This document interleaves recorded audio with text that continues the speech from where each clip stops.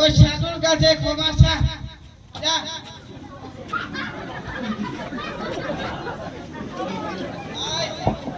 সাধুর কাছে ক্ষমা চা।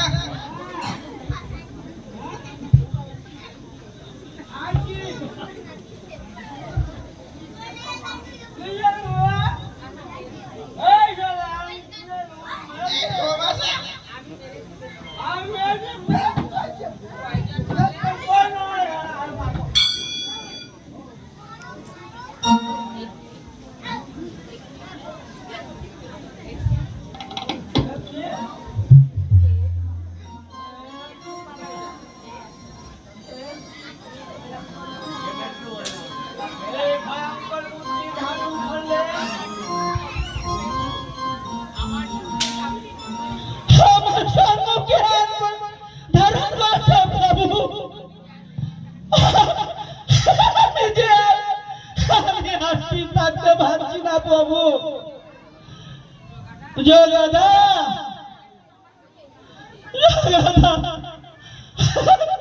এখন আমার কি হবে দাদা? আয় বাবা, আমরা দুজনে মিলে সাধু বাবার পায়ে ধরে ক্ষমা চেয়ে নেই। এ প্রভু, আমার ভাইকে ক্ষমা করো। মাধব, তুমি তো আমার নিকট কোনো অন্যায় করোনি। যাও, নিত্যানন্দ প্রভুর পায়ে ধরে ক্ষমা চেয়ে নাও।